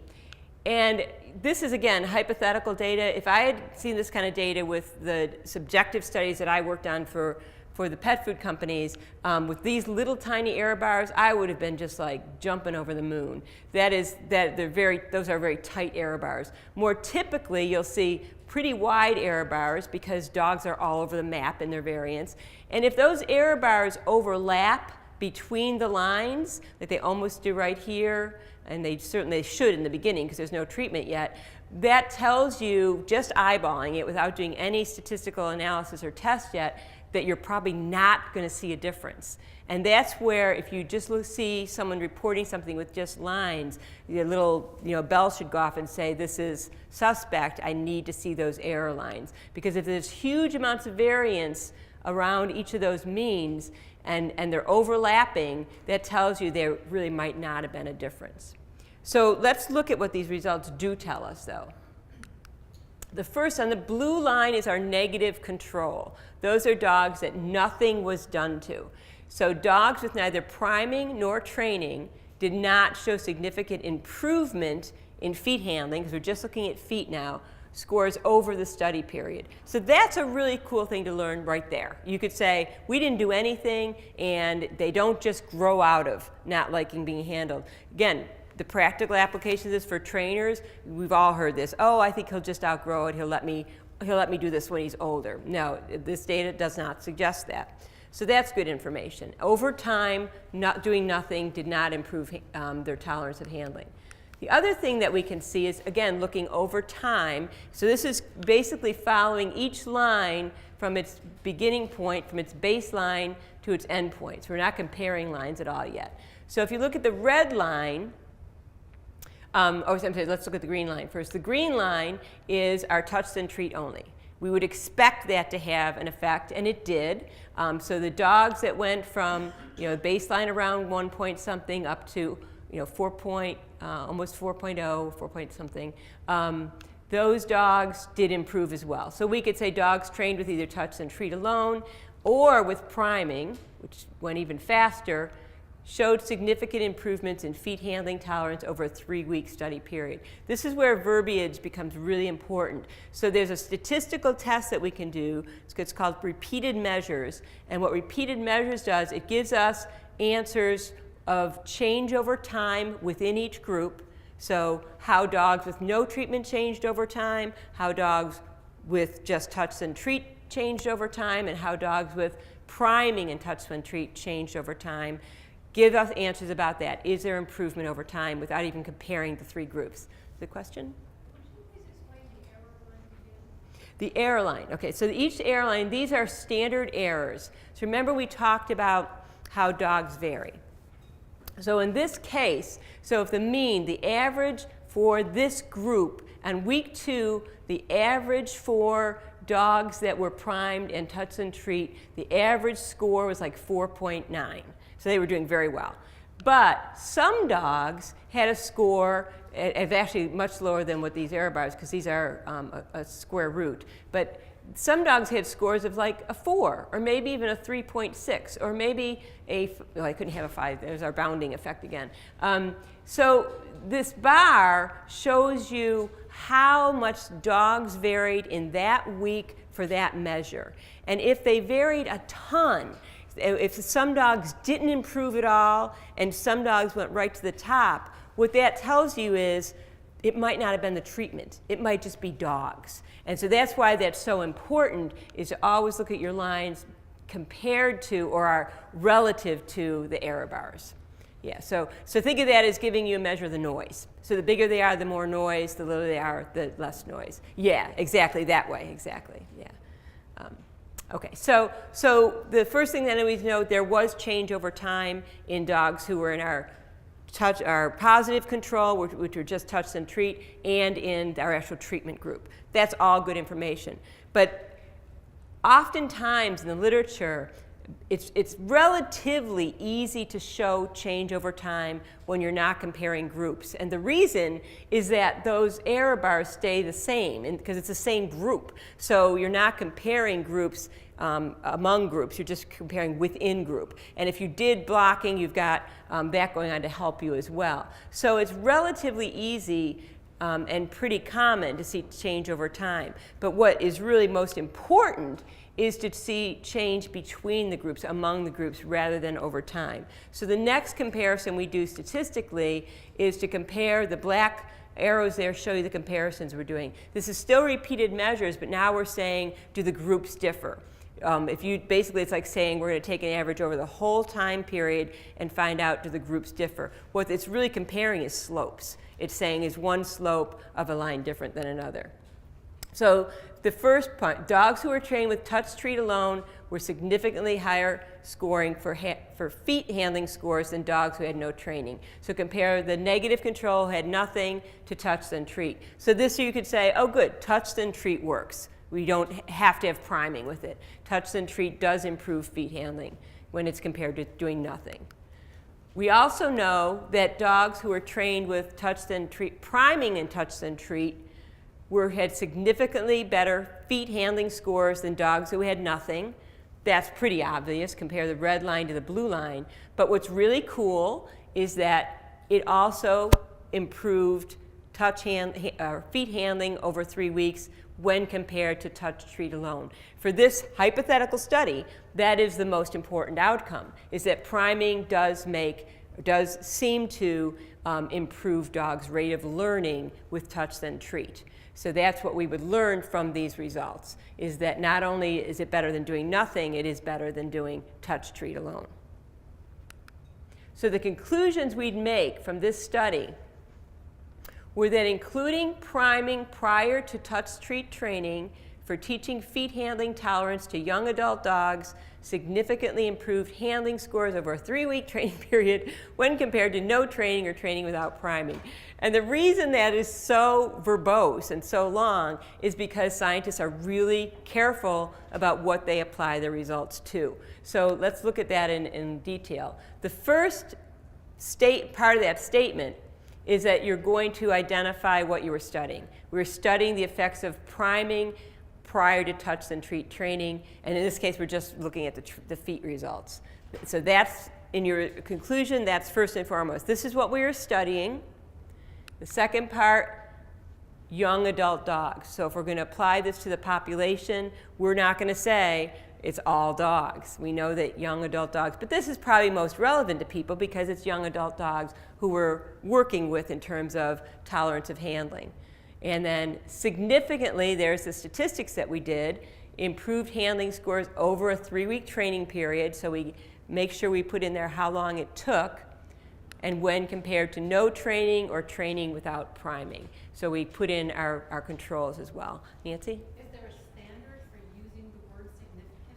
I had the same question. Yes. So if you see, and some will make sure they'll say statistically significant, but if you see significant in the science literature, it means statistically significant. What you will see is oftentimes there'll be trends towards, so what they will say is these data suggest that this could be helpful. Or there was a trend, or you'll see what's even more correct, a non-significant trend. And what that means is that it was approaching significance, and this is where we use probability values, but they didn't get quite there. Is there another question? Or? Nancy. All these Nancys. So like significant more than 20%? I think that's what she's standardized? Is it Oh, okay, I see what you mean. It's not a percentage of the population. What that means is that, so most p-values or probability values that researchers use are 0.05. Well, 0.05 means 5% of the time will be wrong, and this wasn't a real effect. We're confident that 95% of the time this was a real effect. So it's actually a confidence, when we say statistically significant, it's a confidence in the result. It's not saying that proportion of dogs are affected. It's like saying we think we can repeat this. Yes. Yeah, we're confident we can repeat this. And it's kind of amazing if you think about it, because some researchers will report p-values of 0.1, and that's still 90% confident, 10% could be in error, and that's really looked down upon. So, I mean, so that they're setting the bar really high here, is saying, I want to be 95% certain that these results are true, and only 5% that there could be an error, which I think is, you know, pretty amazing. Yeah, so I wish you could say only 5% of the dogs are unaffected, 90, but it doesn't quite work that way. Yeah. All right, so we're actually going to finish a little early, which is nice because I think everybody's getting a little fatigued for the day. But what I want to finish then is just some questions to throw out to you about asking the right questions. And again, at the beginning of the seminar, I asked you to think about questions that are of interest to you. So if you still have the energy and want to chat about that, when I go through these questions, you want to bring up, okay, I'm interested in this. How would this go about being studied? Or do you know if there are any studies about this? I'm more than happy to chat about that. So these are just some guidelines of questions to ask, and again, ways to be a good skeptic, because you've probably realized by now most scientists are pretty skeptical, and so I would include myself in that category. So how do you ask the right questions? Not to be so skeptical that you're cynical and you don't accept anything, but just to help you to make more informed decisions and shift through what's, you know, real information and supportable information versus information that is not supportable. So what is the source of the information? Is it coming from a peer-reviewed academic journal that was publishing original research, that going back to that randomized controlled studies? Was that the source? Was it just a popular press article? If it was a popular press article, it doesn't mean there's anything wrong with that at all, but you want to make sure that they're getting their information from a reputable source. So you always want to go, what was the original source?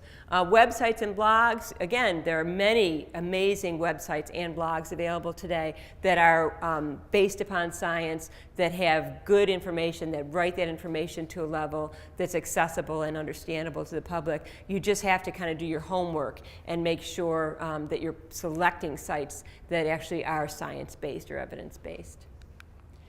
Who conducted and funded the study? Again, this is important, and I didn't make this point today, but I think Dr. Howe kind of alluded to it yesterday. We're in not a great state in terms of funding for dog studies these days. When I was in graduate school, dog nutrition was just taking off. It was just a very, very popular or hot topic at the time, and there are many, many basic studies we're doing that were not funded by pet food companies. They were actually funded by NIH and federal grants, and it was because at that time dogs and cats, oddly so, bizarrely so, were actually looked at, well, could they be a model for human nutrition? Because that's the only way you can get, you know, many studies funded, is it's all about us as usual. So today there's very much less funding available to independent academic institutions, researchers at universities, and many of them are getting their funding from the pet food industry. However, most, if not all, researchers do stipulate that they're going to publish no matter what the results they get. Some aren't able to, because some pet food companies say, no, we only want you to publish if you got results that are in our favor. That definitely goes on, but many researchers will only do the research if they can publish no matter what those results show. So it's not as dire, I think, as many people think it is. But you do want to know who conducted it, because they will have a vested interest, obviously, in the outcome. But so you do want that information, but it doesn't completely discount the results anyone would get. What questions does the study ask? What is its hypothesis? And again, this is going to be oftentimes very simple. It's not going to be wide-ranging, because science walks forward in little tiny steps. It doesn't generally make leaps and bounds or big paradigm shifts. What type of study was conducted? I mentioned earlier, case-controlled study looks at retrospective data. Cohort stories follows dogs longitudinally. The gold standard is the randomized controlled study. what dogs were used is a sample representative. You know, there's whole kennel dogs versus home dogs, in-home dogs. I was going to mention this earlier. When you look at the cognitive scientists that are doing much of the social cognition studies that we see today at all the dog labs, what is so cool about those labs is that they are all, I don't think any of them are using kennel dogs. Almost across the board, they're all using dogs from homes. So that's challenging, definitely, but it also right away puts that research into the realm that it's going to be used, because these are pet dogs in homes. It has those all those sampling problems and the variance problems that I mentioned earlier, but it's really impressive, and especially that a lot of those labs are doing their work on a shoestring budget. What were control groups used? Believe it or not, you will see studies making it into the literature that are not adequately controlled. Either, again, many times it's about how that journal is published. You know, some journals actually have a pay for publishing setup now, but you want to make sure that there were control groups. Were the conclusions that were made consistent and limited to the study scope? This is usually not a problem with the researchers themselves. It certainly can be a problem with the media that takes that information and then puts it out, you know, in a sound bite for everybody. Do the study's conclusions fit with what is already known and understood about the topic? You know, if it's way out there in terms of new information, you know, suddenly feeding gooseberries is going to cure cancer in dogs, you know, have your skeptic's cap on and say, you know, if this is totally new, totally different from anything that's been reported before, you want to get your skeptic's cap on even tighter. Can I ask you something? Yes. Your second point up there about 4 conclusions that were made consistent with and limited to study scope. Are there situations where you could look at something and say, wow, the controls also apply to these different conclusions, and still accept some of that information as being validated, even though that wasn't the original study? Or is that just always risky? So I think you need to explain. So if the controls, Yeah, let's say that they set up controls for a certain study, and the conclusions were not necessarily consistent with that study's scope. mm-hmm. But they found you look at that and something. say, wow, that was totally out of. Oh, I see what you say. Yeah. We that found just something here, and isn't it's validated. no, definitely not. And it's a great question. So yeah, and good science is often done that way. So they've been like, wow, we did not expect this. In fact, Dr. Howe reported one yesterday about what was that? It was about the high protein diet with cats, where you would expect the high protein diet to basically support a low stress response, and it went the other way. It went totally the other way than they expected. So it did not support their hypothesis, but it was really interesting information, because you kind of went, what? And so definitely, and like you said, even the controls could show something. You know, in our hypothetical example, the controlled show, it was kind of validated touch then treat. So definitely, and I think it would just be more about how the researchers would present it. They would say, this suggests that, and needs further study. And everyone says, oh, needs further study. But yeah, and it definitely happens and should happen, because that's, you know, there's that aha moment of, wow, something happened here we didn't expect. Yeah. Okay, so being a good skeptic. Be aware of sensational claims. I said this in one of my earlier talks. You know, if it sounds too good to be true, it probably is. If it's just way out there, you know, just kind of, again, keep your skeptical dog close at hand. Pay attention to language. Hyperbole is not your friend.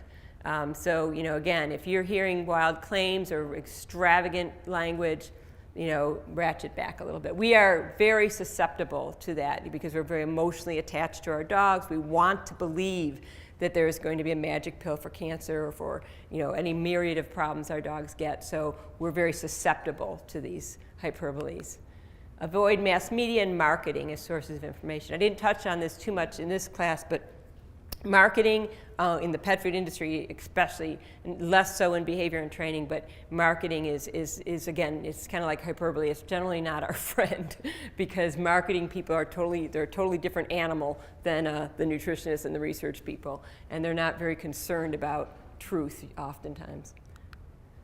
So I wanted to bring this up at the end because I've given this talk a lot, and I often give it to trainers and behaviorists and people who are and vets and vet technicians. And I don't want people to leave this talk thinking, oh my gosh, I feel paralyzed. I can't do anything without saying I have to check to see if there's a study on that. Because remember our three-pronged evidence-based medicine or evidence-based training diagram, clinical expertise, that's what trainers and behaviorists and vets and vet techs and shelter professionals, that's what they bring to the program. That is definitely as equal value as evidence. That experience over years, that working with colleagues, the training that you have that's evidence-based. You know, so if someone asks you a question that there's a strong body of evidence supporting a particular theory, you should feel totally confident in saying, I think you should do it this way because. The example I like to use is reward-based training. In my latest book, I go through, people say, oh, there's no proof that it works better. Well, there's not really proof that it works better in terms of getting the behavior you want, because they both work. There is plenty of information and plenty of evidence showing that reward-based methods are more humane, the dogs are less stressed, the dogs learn fast. There's plenty of evidence. So we don't even have to go and say, oh, I don't know, there's no evidence. There is. And there's evidence for a lot of the things that we do. Operant conditioning, classical conditioning, you don't need to go back to the original research for that. We got that. So don't feel ever like this is going to set you back. The only thing that it should do is for things that you don't know, is there actual support for it? It'll help you to go out and find that information and to answer the questions of your clients. What I lack in humility, I make up for in brains, talent, and good looks. So there's always room for humility in every profession, that we're always learning, we're always trying to learn more, and to help each other out as we do that. Thanks.